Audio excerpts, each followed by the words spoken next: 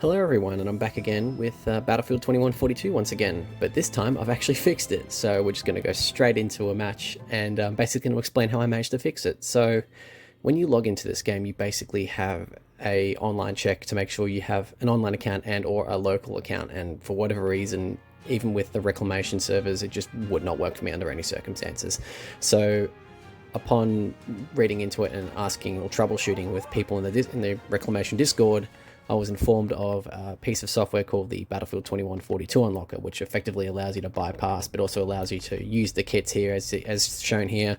And I also managed to get the bots working finally. So here's some gameplay. It finally works, which is really nice. The only problem is online doesn't work, which is a bit of a shame. The community is pretty small as it is, but I would have loved to have occasionally been able to contribute to it when I could. But I figured we might as well get some gameplay going because this game is quite a lot of fun when everything works together, and it's kind of funny in a way because I finally managed to get the game how I wanted it as a kid. Because when I bought this game in 2008, you know, I was in country Victoria, didn't really have reliable internet access, and definitely didn't play games online. Even though online was free, you just needed an EA account, and I already technically had one because you had to create one to, you know, play this game to begin with.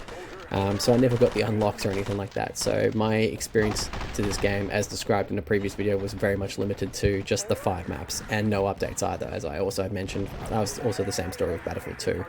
So that was a lot of fun, you know, very basic experience. And as I described with Battlefield 2, when that all came to a head and I was, you know, able to download updates for the first time and realize that there was actually updates to the game, it opened up a whole new world for me, and eventually led to several things, which eventually led to this YouTube channel being created. So, you know, that's a little fun piece of history for you. But the thing I found really interesting with this game is that even after I got the 2142 unlocker, and it runs under like 2142 patched or something like that, it shows up under a separate thing when I do the recording.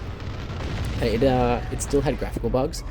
Now, there's no anti-aliasing on this footage, so the edges look a little jagged and stuff like that. I mean, the game still looks good, and to be honest, when the game had 8 times anti-aliasing or 4 times anti-aliasing, it looked amazing. Like, I mean, I know it's a 20-year-old game, but it's still, you know, artistically is very, very strong. And but it caused problems. Like, it caused like all the models to sort of disappear. You'd have random textures and all that just be your only like viewpoint, so you couldn't see any enemies or anything like that. And I had several recorded instances of this, but I decided not to keep it just because it was very bizarre, just kind of pointless to keep that in a way. I don't know, I just didn't really feel like it was worth putting in the video, but I probably should have actually kept it now that I think about it, because it was actually quite bizarre. But turning off well, I had to turn it off. But one workaround proposed was to enable it in the NVIDIA control panel, because I have an NVIDIA graphics card, and that still didn't work. So I just decided to hell with it, I'm just going to turn it off and just hope for the best. And this was the footage recorded subsequently after turning it off. So far, so good. And there hopefully won't be any issues. Well, there won't be any issues, this is pre-recorded, but that was the hope that I was holding on to throughout the whole duration of this recording, the whole duration of this match, because I was wondering how long this would take, because there was 400 tickets on each side, and this map is very, well, like, this game is very infantry heavy. Like, I know a good chunk of that gameplay before, and later on is vehicle related, but this game is very much infantry heavy. Not that that's a bad thing or anything like that, but I thought it was just relatively interesting, the contrast between Battlefield 2 and 2142 is, like, Battlefield 2 is, like, you know, has its infantry moments and everything like that, and get team play with squads and infantry is very much an important part of the game, but vehicles, it's like an even split of 50-50, whereas here it's almost more like 60-40. It's not a huge tweak in favour of infantry gameplay, but it is something nonetheless, and I think a lot of that comes to the gadgets and the unlocks you can get that shake up sort of the gameplay standards. And as you can see here, like, even in several instances in this footage, for instance, like, you basically had like the sentry guns and all that, which, you know, hold off choke points and help defend choke points and stuff like that. I played another map later on, and, you know, the bots enabled a lot of choke points, and it turned into like a bit like a Operation Locker Battlefield 4 server in a way that, you know, there was just this like battle line, almost like a trench-like battle line that was being formed where no one could really break through. You know, you'd occasionally have people, you know, peeping through the cracks and all that, but they'd be quickly sealed off, and you would just go back to the usual procession. So I thought that was quite funny to have that with bots. It actually made it a really good experience, and I can imagine the game would have felt very much similar in its heyday, actually. It would have been fun to play this game when it was active, and I loved that reading into it. Like, this game got updates until about 2009, 2010, So at the time, like, you know, when I was playing this game was still being actively updated, but because again I didn't have like, oh, I did have dial-up internet, but like, you know, it's dial-up internet, and patches for this game were like half a gig to a gigabyte, so downloading that would have taken a whole day. But so I couldn't do that, and I couldn't partake in the online community because the Australian online community probably wasn't that big for this game by about 2009, 2010. But I imagine it still would have been there. Like, I remember seeing Battlefield 2 servers and stuff like that when I finally got proper, at the time, ADSL2 internet access.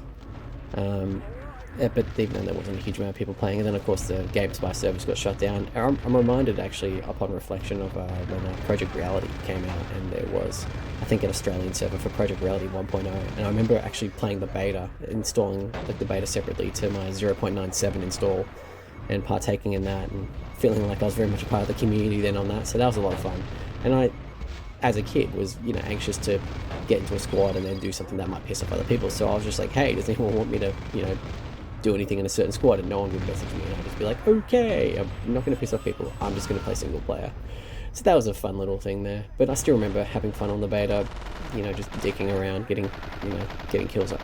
I remember actually when I played that game during the beta, I wanted to record footage for that and wanted to put it up on a YouTube channel of sorts, but I didn't have a YouTube channel at that point. So that was great. And now that I think about it, I kind of wish I could record old iPod Touch footage, because I could probably revive an old iPod Touch and grab some of those old iOS games, because nostalgia is all the rage at the moment, isn't it? With a future so uncertain, I guess we've got to look to the past to find a sense of purpose. But I've said that already, you know, that's nothing new really.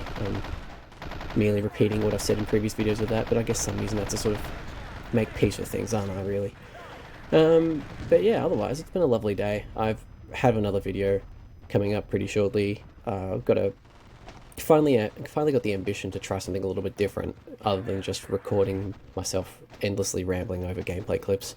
Because for one, while it is fun to record this footage and then to reminisce on these games and then talk about them afterwards, I actually do want to do something with a bit more structure, and maybe perhaps finally put in the effort to pay tribute to the Battlefield 2 mods and the 2142 mods and stuff like that, that, you know, made this channel what it is, really. Instead of going back to the older Xbox One and PS4 gameplays of Yonder, because I don't really have a lot there really to go on about. I mean, I could record Forza Horizon 6 footage when it comes out, but honestly, what's the point? Speaking of the graphical bugs before, it was especially prevalent in this particular area. I noticed that whenever you spawn and there'd be enemies in any direction, like all the 3D models would just straight up disappear. So that was a bit strange, but thankfully this isn't the problem so far. So I was like, oh, thank God, I finally got this fixed. There was an overwhelming sense of relief when I finally got this game working on this PC. Not that, you know, this PC in particular proved it to give me any sort of challenges, although that being said, not being able to access online under any circumstances, despite repeated troubleshooting attempts by several people on a Discord. Thank you to those guys too. It's funny actually, because one of the names in there, Illicit Soul or Sergeant Prof, was actually someone who, I don't think they remembered me because it's over 10 years ago now, but I remember speaking with them and working with them. Working, not really, you know, I had very limited modding experience, if that. You know, it was very basic, very rudimentary stuff. It was more throwing around ideas, because, you know, when you're young, you're so full of ideas and optimism, and, oh, you know, try this, try that, you know, oh, it'd be cool to have this. But I remember doing some smaller things in the Battlefield 2 modding scene around about that time, and I remember that name being quite a prominent figure around 2013, 2014, and they had their own mod, which is kind of difficult. It's not really a thing, like it kind of is but it kind of isn't. I remember I got a beta version of it working, but because it was like quite ambitious from what I know, like a lot of factions and a lot of weird coding things and all that, the game crashed a lot. And when I tried to get it working a couple of nights back, it just crashed. You know, you'd load a level and you wouldn't even load a level, you'd go into the single player, you go to single player and it just crashed. And see, there's the turrets there. Those turrets were so effective at sort of holding out lanes and, you know, providing cover fire. I can imagine that would have been chaotic online. But yeah, the mod was so ambitious that it just straight up crashed and it just didn't work, which I thought was really unusual. But I ended up having to delete it, unfortunately. I don't think there's much in there. I mean, if it just straight up doesn't even work when you load up single player, you know, I could have tried multiplayer, but I was just like, you know, I've got other things that I want to look at, and I want to de-bloat the install to an extent, because I had so much crap on there. Like, I had an old version of Forgotten Hope 2 on there, and Forgotten Hope 2 is an awesome mod, but that's a standalone mod now. You don't need Battlefield 2 to get it to function, although when I do install mods that have executables in them, because some of these mods aren't just drag and drop to your mod folder, they're actually like actual installers, it keeps thinking that the Battlefield 2 install is actually where my Forgotten Hope 2 install is, which I thought was pretty funny. It's not even where my Project Reality install is, which I thought was a bit odd, because I've got both installed on the PC and they don't conflict or anything like that. Although I remember nearly a year ago now getting into the vanilla Battlefield 2 through Forgotten Hope, because of course some of the assets are still there. That's, you know, they need those assets to get the game running. And it was like a really stripped down version of Battlefield 2 that I was surprised it even still ran. But lo and behold, it did, and I was like, oh, I remember this. So it led me down the rabbit hole, which of course led me down to recording that footage back in mid-June of Battlefield 2 at Sharky Peninsula. And the rest is history, really. You know, sat on it for a year, have a major depressive episode, try to find my sense of purpose, come back to YouTube for some reason. Funny how that all works. But as you can see here, the battle largely kind of turned into a stalemate. There wasn't really a lot else I could do. I did play this map a couple of times because this map's actually a lot of fun, especially the whole idea of, like, you know, having to push into the objectives and try, like, you know, almost like use like waves of waves of soldiers to try survive and stuff like that. I thought it was really interesting. And the bots were pretty fun to use, pretty fun to play with and play against, although I feel like I should have turned up the difficulty a bit, because in the Battlefield 2 video I did, the bots were at a higher difficulty, and that provided a very unique challenge. There is actually a mod that does provide more advanced bots, but I never used it because I never could quite grasp how to get it to work properly. But that being said, I was only 13 at the time, and I was just more like, oh, I want mods with new maps and new guns, and I wasn't really looking for any sort of like better bots or anything like that. I just wanted new maps to look at and, you know, engage myself in that community more than anything else. So I should probably give that a try, actually, and give my thoughts on it.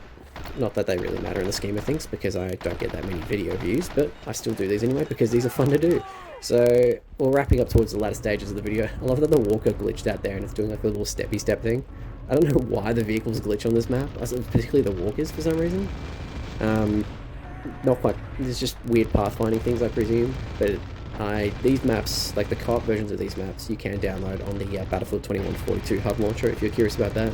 I'll of course post a link to the Reclamation hub in this video description, and I will post a link to the 2142 unlocker if people just want to play the single player aspect without, you know, having any issues with connecting or anything like that, because that is probably going to happen. The 2142 hub works really well, but the dev themselves mentioned that there are some updates that they're planning on it, and it'll probably fix some of those, but there's no real ETA on it, just because it's one of those smaller things that's coming along eventually.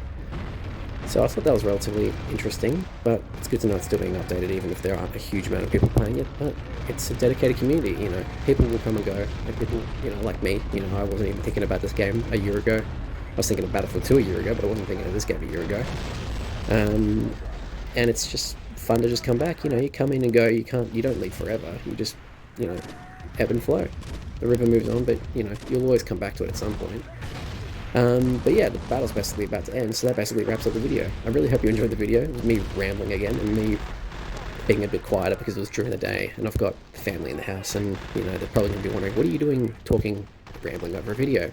That's a good question. I don't know either. On that note, I'll leave you guys to it. Got another video planned, and I'll probably have that out in the next 48 hours or so, but I'll see you guys in the next video. Bye for now.